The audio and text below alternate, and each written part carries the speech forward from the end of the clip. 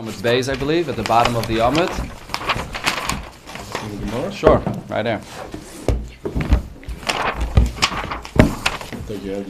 Chavdal and Amud Beis, we're at the very last line, I believe. Two lines from the bottom of the page. Omar Rav Huna said, if a person had a garment from the waist down, even though it says chagura, it sounds like it's just some kind of a gartel, but it doesn't mean a gartel. He had clothing from the waist down. So, mutter likris kriyashma. He may read kriyashma because he's covering the erva, and there's also a separation between his heart and his erva, which is the halacha we learned before. Tanya Nami Yachi, we learned this in a braisa as well. Haisa talisa shel beged v'shel oir v'shel sak. He has a garment, whether it's made out of oir material or sak material, chagura al masnov, which is from the waist down, mutter likris kriyashma. That's, he's covered enough to be able to say kriyashma. Aval tefillah, but when it comes to davening, this is not enough. This is for kriyashma. When it comes to davening, though, achi chasas libay, you should be covering the top part of his body as well, specifically the heart. And as Rashi says, that kriyashma is a great, great mitzvah. You're accepting the yoke of heaven when you say kriyashma. But davening in front of a king, when you daven, you oimid lefnei hamelech is a lashon Rashi, and you have to stand with the proper respect and with the awe in front of a king. And there you have to be dressed even more. Rav Huna said, "Shachach v'nichnas b'tefillin lebeis hakiseh." We return to the halachas of tefillin when a person enters into a beis hakiseh with tefillin. So if a person entered into a beis hakiseh with tefillin, he forgot, he didn't realize, he was wearing tefillin. Again, remember, back then they were wearing tefillin all day. So he enters into a beis hakiseh with tefillin. What does he do? Maniach yadei alei, and he should cover the tefillin with his hands, ad sheyigmar, until he completes what he has to do there. Frek the Gemara, ad sheyigmar sal kedaitach. Do we allow him to remain there and finish everything that he has to do?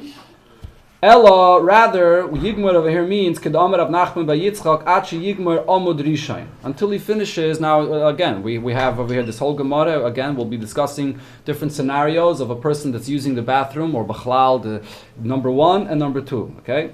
So, Achi Yigmar Amud Rishain over here means until a person finishes one discharge, whether number 1 or number 2. And then Livsaik. And then he has to stop and walk al altar and leikum, and you should stop immediately and get up and walk out with the tefillin. Mishom the Rav Shimon v'Gamliel.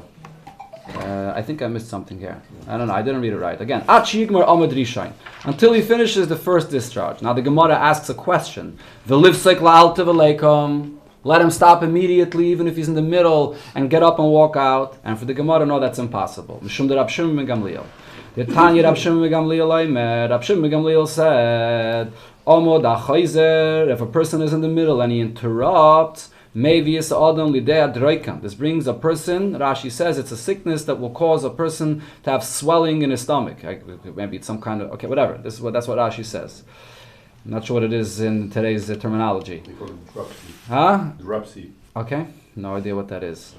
So that's the issue of number 2 that a person is holding back. If a person is in the middle of number 1 and he holds it back, maybe suddenly day yirakain. It brings a person to, what is it? Jaundice, right. So therefore a person can't stop in the middle. He has to continue until the end, and then as soon after the first discharge he has to stop. Dr. Gemara Vaita Itmar, we learned the following argument. Soya al besara, how about if a person, he's not in the bathroom, but he has number 2 on his hands. Or yodoy menachas beveis hakisa. He's outside of the bathroom, but he sticks his hand into the bathroom. Could he daven? Could he say kriyashma then? Actually, Rav Huna says mutter likris kriyashma. He may read kriyashma. Rav Chisda says osir likris kriyashma. He may not read kriyashma, even if it's only his hand that has tsoya on it, or his hands is on the bathroom. Rava says, my time of Rav Huna. What's the reason of Rav Huna? That the hand doesn't matter. It says that you're davening with your neshama. Rashi says neshama is the mouth, the nose, where a person breathes, and the words that he says. The rest of the limbs of the body that have something that's inappropriate doesn't matter. Rav Chisda argues, Rav Chisda Ama also likris kriyashma, it's forbidden. My time with Rav Chisda, what's the reason of Rav Chisda? D'chsiv kol atzmoisai temarna Hashem michamoicha. When a person davens, it's with all of the limbs of his body, so every limb should be pure. Itmar, we learned another machlokes regarding the right environment a person should be in for davening and for Kriya Shema. Reyach ra, if there's a bad odor, and the Gemara explains sheyesh le iker, which comes from a tangible source. So then Rav Huna says, how far do you have to go away from this bad odor? Marchik dal damis v'kayre Kriya Shema. So you have to remove yourself a distance of 4 amis, and then you could say Kriya Shema. Rav Chisda argues and says, no, marchik dal amis mi mokim shepasa kareyach. You have to walk away from the place where the odor stops, and then from there you have to go another 4 amis, and then the Kaira Kriya Shema. Then you have to read Kriya Shema. So again, similar to before, Rav Huna is more lenient, and Rav Chisda is more stringent.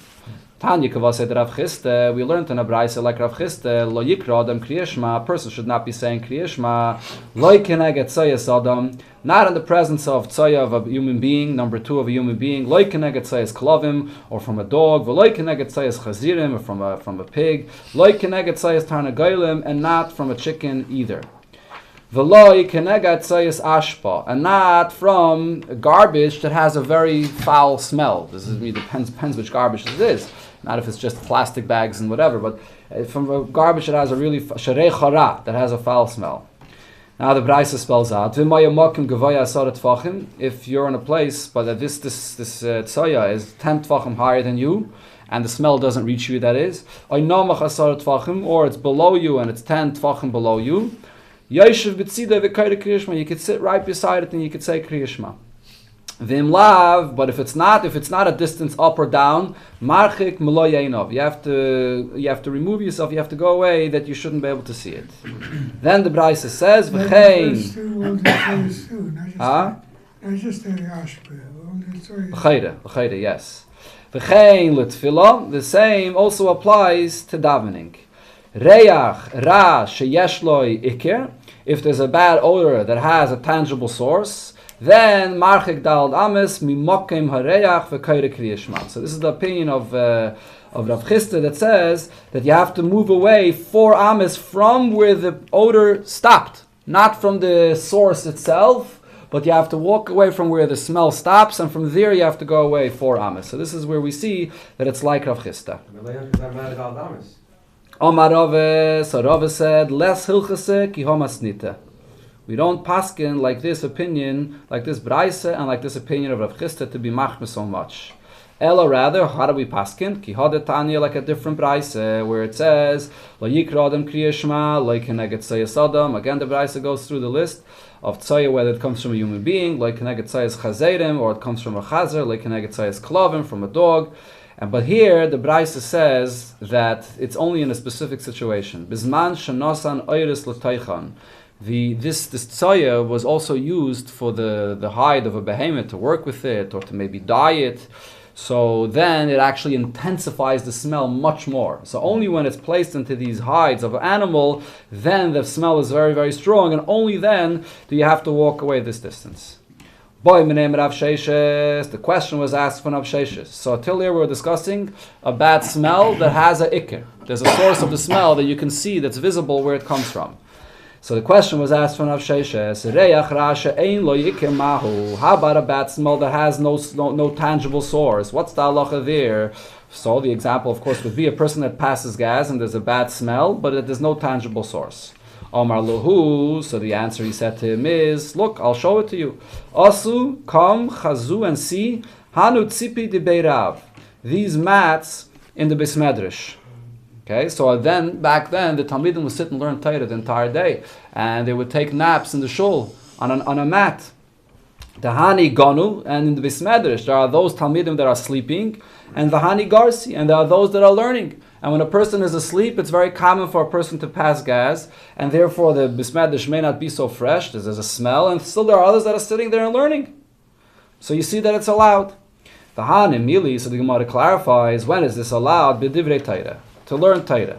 Ava b'Kriya Shema, loy. If there's a bad smell, even if it doesn't have a tangible source, it's forbidden to learn Torah. And now the Gemara adds another detail, v'divrei Torah nami, and regarding learning Torah as well, loy amaran, this heter, it was only said, elo de chavre, if the source comes from somebody else. Aval Didei, a person himself that passes gas, he should not be learning Torah while that happens. And he has to wait. There's two opinions actually. Should he wait until he finishes, or should he wait until the smell passes? Those are two opinions in the Paiskim. Krishma and Tefillah. Krishma and Tefillah, we said before that you have to be machmer. Yeah. Kaddish. Possibly. I'm not sure about Kaddish. We had said Krishma before. Itmar, we learned another argument about similar subject. Tsoya oiveres, if you have tsoya that's passing by, it's not stationary on the ground, but somebody is taking it from one location to another, whether it's manure or whatever else, is going from one location to another, it's passing by. Abaya says, mutter likr kriyashma. You may say kriyashma even though it's passing by. Rava says, no, also likr kriyashma. Even though it's only passing by, it's not allowed. Amar Abaye, so Abaye explains what was the source of his heter. From where? What's my source? What difference does it make if it's stationary or passing by? Ditnan, because we learned in a Mishnah regarding the tumah of a mitzayra. Hatome, and this is referring to a mitzayra specifically. Oimet tachas ilon, if he's standing under a tree, okay, v'hatoir oiver. V'hatoir oiver tame, and the person that's toir passes by that tree where the mitzayra is standing under that tree, so the person that was toir now becomes tame. What's the reason?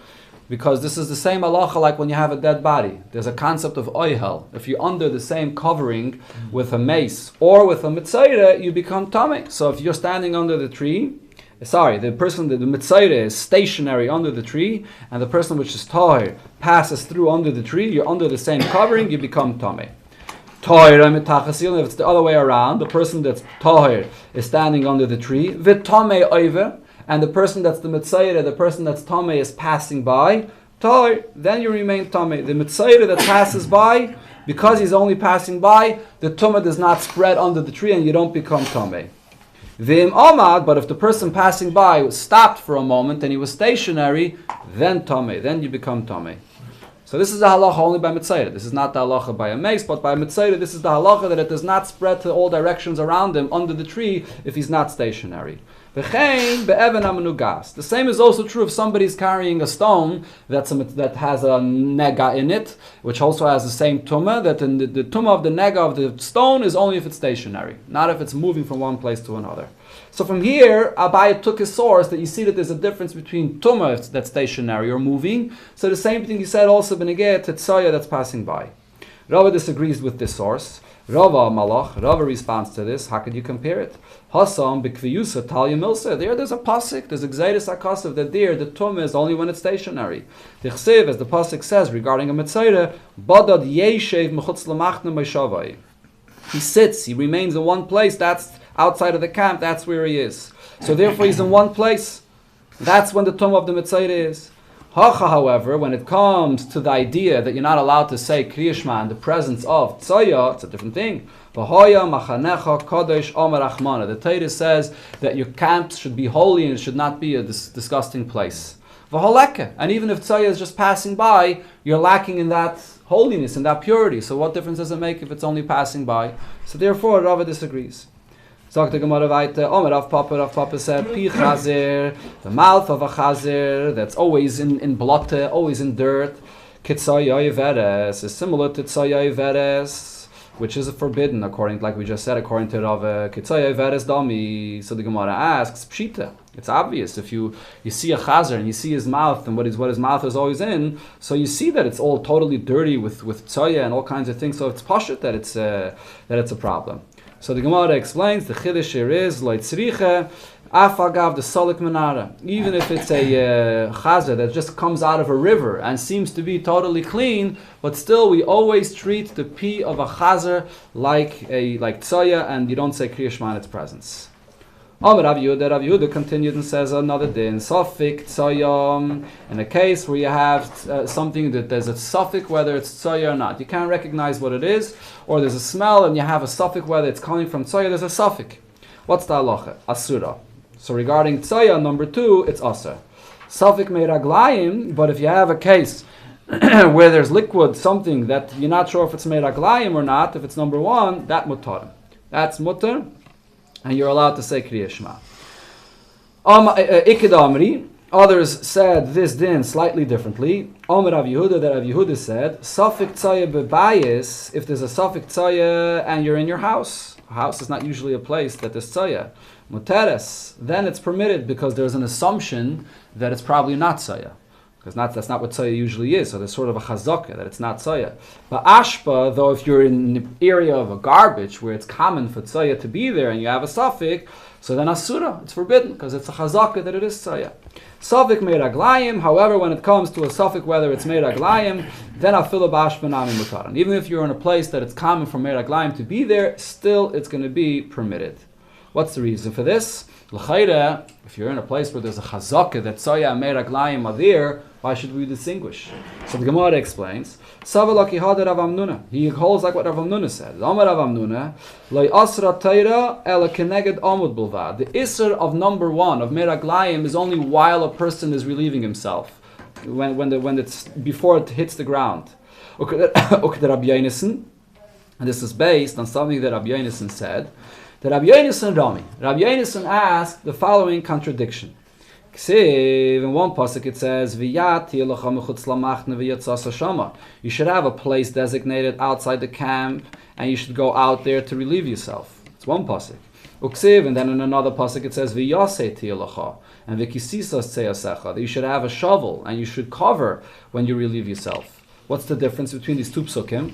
How do we answer these two psukim? Kan big dailin, kan big tanim. The pasuk that says that you have to cover is when it's number 2, and when it's only number 1, so then you don't have to cover it. Alma, so what do we see from here? Ketanim loy asra teira. Min teira, to say Kriya Shema in the presence of number 1 is not an issue. Elo keneged omud bulvad. It's only before it hits the ground. Hanafal la'ara, but once it's lying on the ground, shari, it's permitted. The Rabbanon hu de gazribuhu. The whole takana is with the Rabbanon not to say Kriya Shema even in the presence of number 1. V'chi gazriu Rabbanon, and Rabbanon only made their gezeire b'vadon. If you in fact know that it is made aglayim. Avo b'sfeikon, if it's made aglayim, which is a doubt, loy gazer. The Rabbanon did not make their gezeire. So therefore, we're more makel when it comes to Meir Aglayim, and this will be irrelevant to other details in the Hemshech of the Gemara, since the whole takana of Meir Aglayim is just Midei Rabbanan and it's not Min HaTorah, so there are many kulas that there are regarding saying Kriya Shema in the presence of number 1. But Tzaya is Dairaisa, correct. That you may not say Kriya Shema in the presence of Tzaya even with Dairaisa. Because there's a chazaka. There's a chazaka that a bayis is not a place of Tzaya, and therefore you follow the chazaka. Chazaka is a halacha Min HaTorah. Oh, obviously a reach, but if it's a reach she'ein loy iker, so then there's more atayrim. We want to know whether you have to treat it like a case where there is tzaya there. When you have a doubt, should you say that mistama there is tzaya and therefore treat it like there's a place that has a iker? That's the shayla. We said even she'ein loy iker. But there's different halachas though; they're not the same. Ubevadon, if it's a vadai, when you know for sure that there's meir aglayim over there, so then at kama. Up until what point are you not allowed to say Kriya Shema? Omer Rav Yehuda Amar Shmuel. So Rav Yehuda said in the name of Shmuel, Kozman shemat pichin, as long as there's moisture there. The Gemara is soon going to explain, and I bring an argument, what degree of moisture. But now the Gemara says as long as it's moist. V'chein Omar Rabbe Babachona Omar Rav Yecheren, Kozman shemat pichin, and V'chein Omar Ule, Kozman shemat pichin. 3 different people that said that the shear is as long as there's moisture there. Geniva Mishmei de Rav Omar, he had a different opinion. Kozman sherishuma niker, as long as there's any mark from the Meir Aglayim noticeable, even if it's not moist, but as long as there's any mark noticeable of it, it's forbidden. Amar Rav Yosef, so Rav Yosef responded to this opinion of Geniva. Sharale Mara Geniva. The Eibusha should sort of be meichel Geniva for saying this, because it's not true. Rav could have never said this. He said it in the name of Rav, and Rav could have never said this. Why? Hash the tzaya. Now the Gemara quotes what Rav said regarding number 2 that's on the ground. Rav Yehuda Rav. Rav Yehuda said in the name of Rav that if tzaya is lying on the ground for a long period of time, and you're in the presence of the tzaya, are you allowed to say Kriya Shema? So Rav says, Kivin shekamu ponel mutter. If it's not soft and it's crusted, so then you're allowed to say Kriya Shema. So if Rav said that regarding the tzaya, although you see it, it's right there, Meir Aglayim ibaya. is needless to say that by meraglayim, which we just said is only with the rabbanon, for sure you don't have to wait until it's totally absorbed in the ground and there's no mark of it at all. So it can't be Rav said this. Amalei Abaye came to the defense of Gniva and he said, no, my chaz is the samchas aha. Why are you relying on this statement that was said in the name of Rav? Smoicha, rely on a different statement that Rav said. He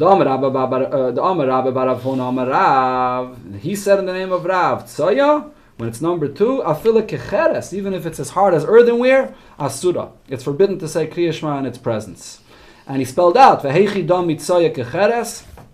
When is it as hard as earthenware? Amar Rabba Bar Chana, Amar Rabbi Yechanan. There's 2 opinions here. One is Kozman Shazarka Vein Nefreches. If when it's thrown, it doesn't break apart, it doesn't crumble. Viked Amri, others said Kozman Shagayla Vein Nefreches. If you roll it on the ground, then it doesn't crumble. So Rav's opinion was very stringent. Even when it's that hard, it's that old, still you should not say Kriya Shema in its presence. Amar Ravina. Now the Gemara shares an incident. Hava Keimna Kamei Rav Yehuda Medifti. I was standing in front of Rav Yehuda from Difti and Chazat Tzaya, and there was Tzaya present there, and we wanted to know if we could say Shema not. Amali, he gave a different shir. Ayin ikarmu panei iloi. One is what we said before. See if it's crusted, if it's hard, and it's one opinion. Ikidamri, others say Hachi Amale. This is what he told him. Ayin mafloy afluye. See if there's cracks in this Tzaya. Once there's cracks, that you know that it's old enough that you may say Kriya Shema in its presence. My havi Allah. Now, what's the halacha? What comes out the halacha from these arguments here? Itmer. So the Gemara brings. We learned in another place that they argued about this. Tzaya kecheres. When you have tzaya that's as hard as earthenware. Ameimer Amar Asura. Ameimer says it's still aser. Umazutra Amar Muteres. Mazutra said it is permitted. Amar Rave, and Rave said, and this is the final halacha, Hilchase tzaya kecheres asura. Tzaya, even if it's as hard as an earthenware, if you're mamish in its presence, it's forbidden. Umeiraglayim, when it comes to meiraglayim, kol zman shematpichen, as long as it's moist, then it's forbidden. If there's no moisture there, then it's permitted. Now the Gemara will further analyze this matpichen, and the Gemara will first bring up Raisa as a contradiction to this, and then the Gemara will give us the exact definition of matpichen. Meis, where we learned in another Braise, Mei raglayim kol zman shematpichen asurin. So if it's mei raglayim, as long as it's moisture, it's forbidden. And then the Braise said, so when is it permitted? Nivlu, if it was absorbed into the ground, or yofshu, or dried up, mutarim, then it's permitted. So the Gemara will now analyze what are these 2 things that it says, absorbed or dried up. Aren't they basically the same thing? Why is the Braise saying both? My love, don't you think the pshat on this Braise is as follows? Nivlu dum yafshu. The Braise wants to clarify that absorbed has to be just like drying up. Ma yafshu, just like when it dries up, the ein rishuma nikir, you see no mark left of this meiraglayim. Af nivlu, so too when it says that it got absorbed into the ground, the ein rishuma nikir, that you see no mark left of this. But ha rishuma nikir, but if there's a mark left from it, also it'll be forbidden. And that's af al gav the ein matpichen. Although there's no moisture there, but even a mark is enough to make it aser. So this is a question of what we said before, that the shear is if there's moisture there. So the Gemara doesn't accept this. Wait a minute. According to your interpretation of the second half of the Braise, Eimereisha. Go back to what it says clearly in the beginning of the Braise. There it said, Kol zman shematpichin, as long as it's moist, puda aser. Only then is it forbidden. Ha rishuma nikir. But if there's any mark left over, shari. It's permitted as long as it's not moist. So this is a Braise where the Reisha and the Seifa contradict each other. So therefore the Gemara concludes, Elamiha, Lekel, and Mishma Mina. We can't prove anything from a Braise like this that says 2 statements that contradict each other. Okay? The Gemara brings now a different Braise. We can say that this shear of matpichen, that as long as the number 1 on the ground is moist, that shear could be a machlekes tanoim, because it says in the Braise as follows: you have a vessel that the meiraglayim was poured out of it, also likras kriyas shema kenegdoi. Even though it's empty, but because it's a keli that was used for meiraglayim, it's disgusting, and you shouldn't say kriyas shema in its presence. Umeiraglaim atzmon shenishpachu, the meiraglaim itself that was poured onto the ground. Nivlu, if it was absorbed in the ground, mutter, it's permitted. Loi nivlu, it was not absorbed in the ground, asr, then it's forbidden. That's the first opinion. Rabbi Yosi Amar, Rabbi Yosi said, kozman shematpichin, as long as it's moist. So the Gemara clarifies what absorbed means. My nivlu umay loi nivlu. What's the definition of absorbed in the ground? And what's the definition that it was not absorbed into the ground? The Kama Tanakama, which is the first opinion in this Braisa. If you're going to say nivlu, absorbed means the ein matpichin, that there's no moisture there, and loi nivlu, not absorbed means the matpichin, that it still is moist. So then, v'asar Rabbi Yosi lemeimar, and then Rabbi Yosi argues and says, kol zman shematpichin, that as long as there's moisture, hu da'asar, then it's forbidden. Harishuma niker. But if the mark is still seen, which means it's still moist, shari, then it's permitted. So if only the mark is there, but it's not moist, then it's permitted. Hainu Tanakama. He's saying the exact same thing as the Tanakama. They're both saying that the shear is if it's moist or not. So obviously, nivlu is not defined by whether there's moisture there or not. Ella, rather, nivlu, what does nivlu mean? The ein rishuma niker. Nivlu means it has to be so absorbed that there's no mark of it left. Not only no moisture, but no mark of it left. Loi nivlu means the rishuma niker, even if there's no moisture there, but there's still a mark of the meiraglayim. And now Rabbi Yosi comes and argues and says, only as long as there's moisture, then it's forbidden. Harishuma niker, but even if there's a mark left of it, but there's no moisture, shari, then it's permitted. So basically, we have this shear of moisture is clearly a machlekes between the Tanakama and Rabbi Yosi. So the Gemara disagrees. The Gemara says no, loi, not necessarily. We can teach this Braisa differently. The Kula Alma, everybody would agree, Kozman shematpichin hu da'aser, only if there's moisture, then it's forbidden. Harishuma niker, but if there's no moisture, and it's just that there's a mark left from it, shari, that would be permitted. The next Amid. So what are they arguing about? Sagt the Gemara, v'hacha b'teifeach al menas latfiach ikebenayo. The question is the degree of the moisture, right? The Tanakama says only if it's moist enough that it can make something else moist, then it's forbidden. Rabbi Yosi says even if there's any moisture there, even if it's not moist enough to make something else moist, so it's not fully absorbed, then it's forbidden. Okay, so Rabbi Yosi is more machmer according to this opinion. Okay. No. Take a look at Rashi. Rishuma nikr. Now the Gemara explains, Rishuma nikr means even if the moisture is not making something else moist. The Tanakama said matpichin, and he said Rishuma nikr. So Rashi says, Rabbi Yosi machmer. Sagt the Gemara weiter, Yarad litvoil. We're going back to our Mishnah. So we learned in our Mishnah, a person is in the mikveh bright and early in the morning, and it's by Netzach Chama. Now the question is, does he have to get out for Kriya Shema, or could he say Kriya Shema, or should he say Kriya Shema in the mikveh?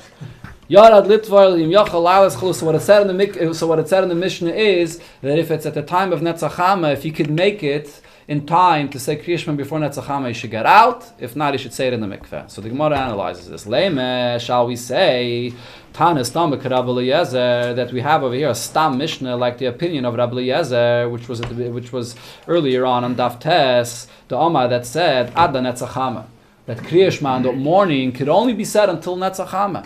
He has a very short time for saying Kriya Shema in the morning, only until Netzach Chama. And therefore the person has to get out of the mikveh on time or say it in the mikveh. So the Gemara answers no, not necessarily. We could say that this Mishnah follows Rabbi Yeshua's opinion that says that you could say it until 3 hours in the day, like we paskin. But Vidilma, perhaps, the pshat on this Mishnah is kivasikin. There is a big advantage in saying Kriya Shema with the Netzach Chama like the meaning of the Vasikin. They would say Kriya Shema at the time of Netzach Chama, and therefore this mile of saying it Kivasikin is so great that you do it in the mikveh if you can do it then at that time. What you see from here is that the mile of davening Vasikin is not only saying Shemay Nesra by the time of Vasikin, but it's also the Kriya Shema, even if you're not going to be saying it together with the Shemay Nesra, because he's not going to be davening Shemay Nesra in the mikveh. He's actually going to be missing to be Soimech Gula L'Tfilah as well, and that in the saying it Kriya Shema there, but still there's a big mile in saying Kriya Shema at that time. The Mishnah continued and said, "V'im lav yiskasa b'mayim v'yikra," that if not, the person can't make it in time, he can cover himself in the water and say Kriya Shema in the water. So the Gemara is going to go through different halachas when you get to saying Kriya Shema in the water. Frek the Gemara, v'harei libay royes erva. There's no separation between his heart and the erva. We learned before there has to be a separation between the heart and the erva. Amar Rabbi Loza v'yitayim Rabacha barabba barachem mishum Rabbeinu b'mayim achurin shanu. This is murky waters, so therefore the heart does not have an exposure to the erva. The domu ka'aras smichta. So it's as if there is a separation from solid earth. Shalayira liba ervasai, that his heart does not see the erva. Can he put his two hands? We'll see soon in the Gemara. I believe it's here in the Gemara, yeah. Tana Rabbanon, the Rabbanon said, Mayim tzlulin, if you have clear waters, yeshiv behen atzavari v'kairem, so then you can sit in the mikveh until your throat, and then your head is out of the water, and you say Kriya Shema. The second opinion says, Oichron beragloi. He said, the mikveh then, the water, the floor was made out of earth, so kick up the earth in order to make the water murky waters to separate between the heart and the erva. The Tanakama, what's the Tanakama's opinion? There's an exposure from the heart to the erva. So the Gemara answers, his opinion is, and we had this before as well, that the exposure from the heart to the erva is okay, permitted. But his heel, or any part of his feet, are exposed to the erva. Kasavar, his opinion is, and that may also be a problem, that's what the Gemara is assuming at this point. Kasavar, he holds, the heel of the person being exposed to the erva, that's permitted, which we paskin that way. Itmer, and the Gemara here brings now an argument about this. If a person's heel is exposed to the erva, mutter, that's permitted. But negeya, but if any part of his feet is touching the erva, so now Abaya Oma Aser, Abaya said it's forbidden, and Verava Oma Mutter. And Rava said even negeya, even touching is also permitted. Rav Zvid Masnila Lahosh Ma'ita Hachi. He said this halacha in the following way. Rav Chinana Bereda Ravike Masnila Hachi. He said it differently.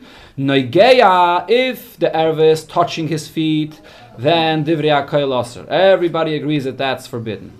Roya, if it's only exposed to the feet, Abaya Ama Aser. Abaya says it is forbidden. V'Rava Ama Mutter. And Rava says that it's permitted if it's exposed. Why? Because the Torah doesn't demand something that's impossible, that's only for angels. Because we're talking over here about the erva of the person being exposed even to his thighs. So therefore it's impossible to prevent that, and therefore that's permitted. But touching, though, the halacha is negeya aser. If it's touching, then it's forbidden. But roye mutter. But if it's exposed to the thighs or any other part of the feet, that is mutter. Taisus over here says that this whole thing is a gzeira. This whole thing is a gzeira is that a person shouldn't have his hands in the wrong place while he's saying Kriya Shema. So there were also geyser that it shouldn't be touching even his thighs. But if it's a roye, that is permitted. And this is the brought in Shulchan Aruch. Amar Rava says tsoya ba'ashashis. If you have tsoya but it's behind the glass, mutter likris Kriya Shema kenegda. Since it's behind the glass, so it's covered, you're allowed to say Kriya Shema in its presence. Erva ba'ashashis, if there's an inappropriate exposure and it's behind the glass, asra, that's forbidden. So the halachas of separating from tsoya and separating from an erva are not the same. Also likris Kriya Shema kenegda. So the Gemara explains. Tsoya ba'ashashis mutter, if it's tsoya that's behind the glass, it's covered by a glass, so then that's permitted. Likris Kriya Shema kenegda, to say Kriya Shema, the tsoya bekisri talya milsa. In order to be able to say Kriya Shema, what's required is a covering. It's covered. As long as it's covered, you can say Kriya Shema. The fact that it's transparent doesn't matter.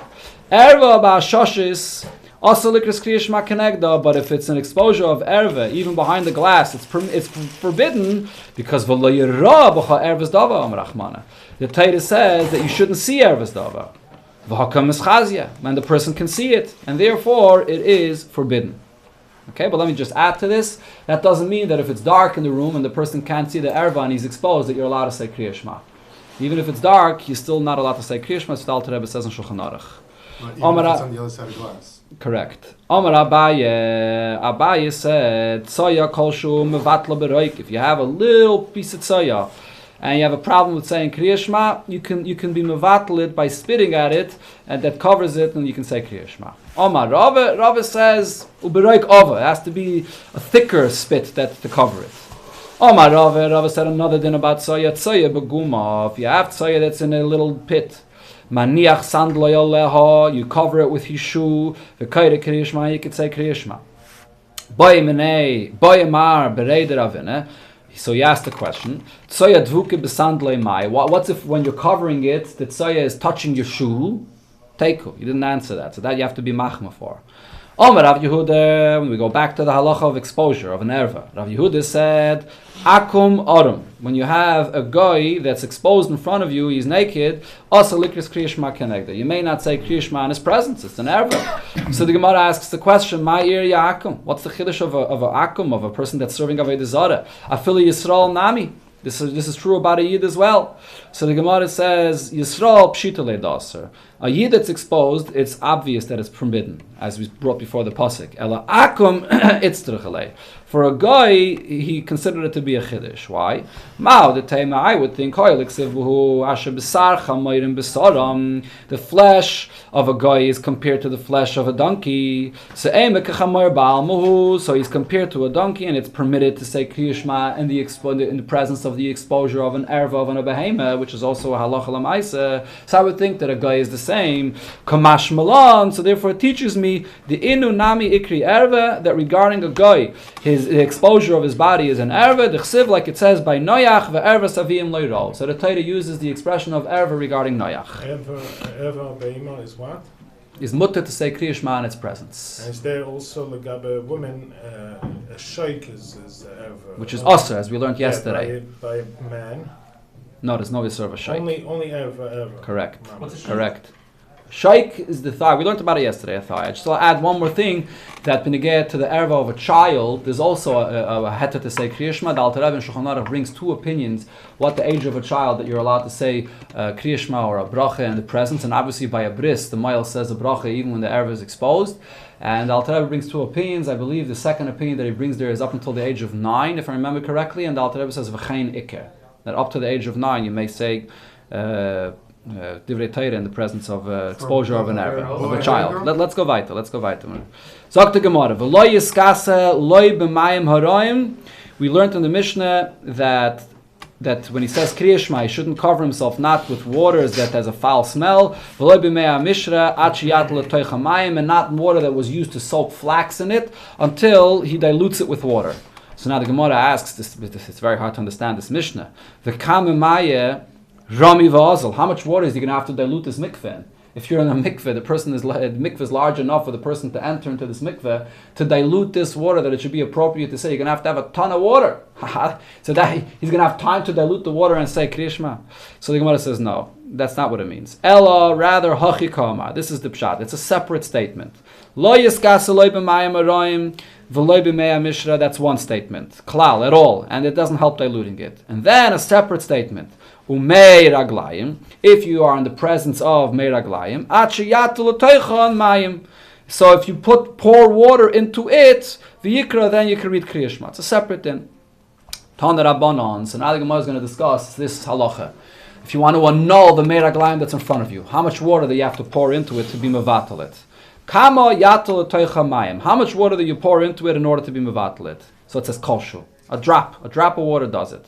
Rab Zaka Yomer Revius. You have to have the measurement of a Revius to be mevatel it. Amar Rav Nachman Machlokes lebesayif. They're only arguing if you're pouring the water after the mei raglayim was there beforehand in that vessel. Aval betchila, if you're placing water first, everybody agrees kol shehin, that you just put a drop of water into that vessel before, and then even if there's mei raglayim that comes after, it's okay. Rav Yosef says the opposite. Machlokes lechatchila. When they were arguing about how much more water you need to dilute it or to be mevatel it, that's only if you're putting the water first. Aval b'sayif divrei akayil revius. If the mei raglayim was there first and you're putting the water afterwards, everybody will agree that you have to have a revius. Now the Gemara brings a halacha that Rav Yosef said. Amalei Rav Yosef l'shamei. Rav Yosef said to his servant, "Aisili revius demaya. Bring me a revius of water to be mevatel the meiraglayim kerab zakai like Rav Zakai." Let me just make 2 points over here. This Gemara could only be understood based on what we learned in Amar Aleph, that the whole halacha of not saying Kriya Shema in front of meiraglayim is midrabanan. If it was minat Torah, you can't be mevatel anything this way. You're going to learn in Hilchos Yeridei. We'll learn in Mitzvah Shem all the halachas of bittul to be mevatel something. There's no such a thing, no such a kind of measurement. It's bittul b'roiv, bittul b'shishim, but we don't apply any of those halachas over here because this is all a takana midrabanan, and therefore the Rabbanan said you could be mevatel it this way, and with a revius, and even with a kol shehu, even if the meiraglayim is much more than the revius, according to many Rishonim, and in the case of a kol shehu, water, for sure the meiraglayim is more than that kol shehu.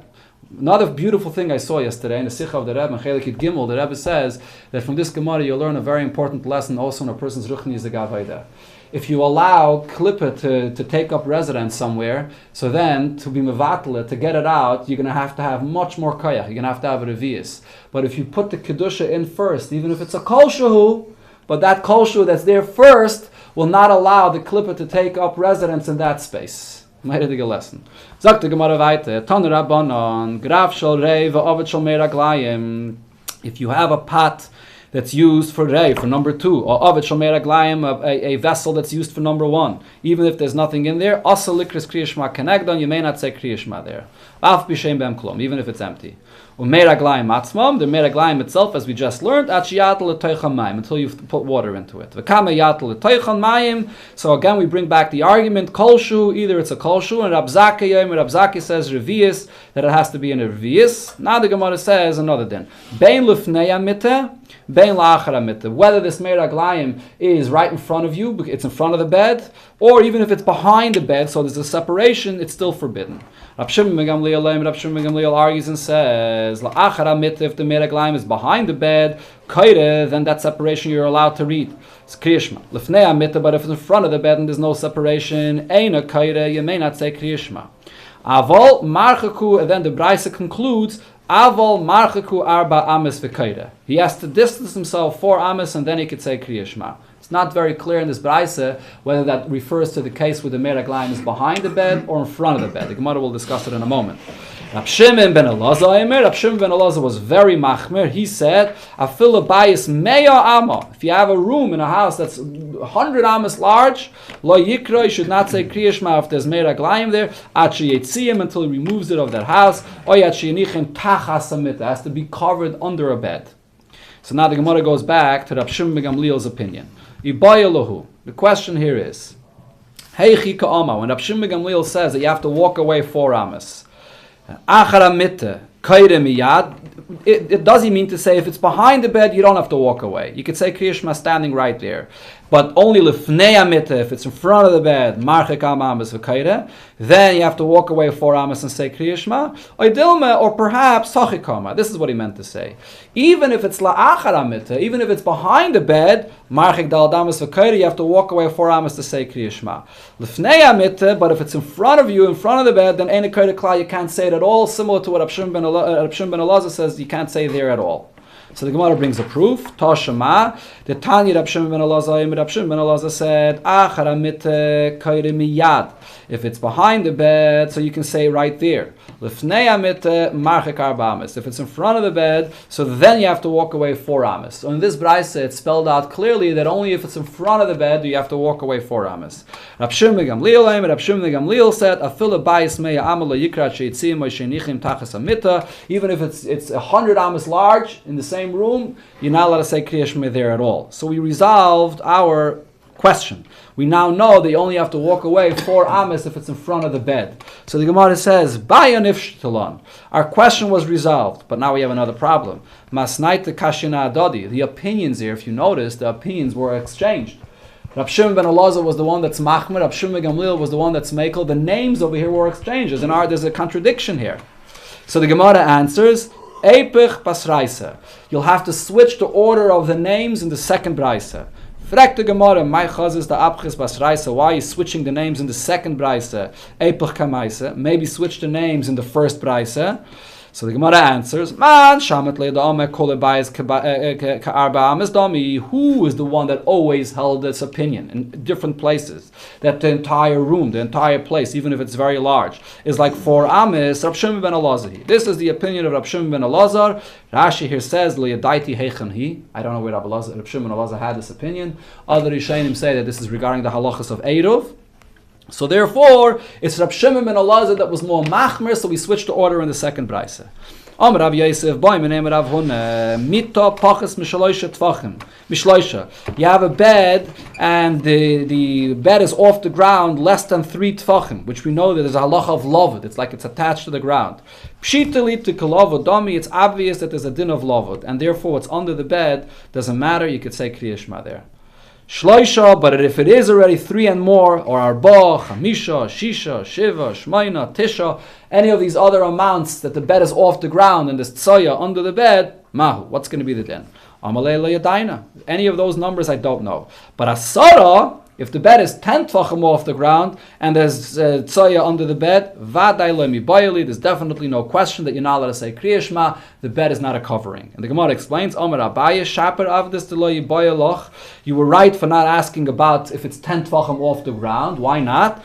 Kol asara reshus achritihi. If the bed is 10 tvachim off the ground, the bed is like in a different domain. And therefore it's not mafsek at all. Amar Rave, the halacha is, Hilchese pachas mishloisha kalavedami. If it's less than 3, then it's lava, then it's okay. It's like the tzoy is on the ground. Asara, and if it's 10 tvachim high, the bed. Reshus achriti, the bed is in a different domain, and therefore you can't say Kriya Shema there. Mishloisha ad asara, anywhere between 3 and 10. This remains a question, and there's no answer to this. It's a suffix. One more line. Omar Rav halacha Rab Shimon ben Elazar. Rav says we paskin like Rab Shimon ben Elazar to be very machmer, even if it's 100 amas large.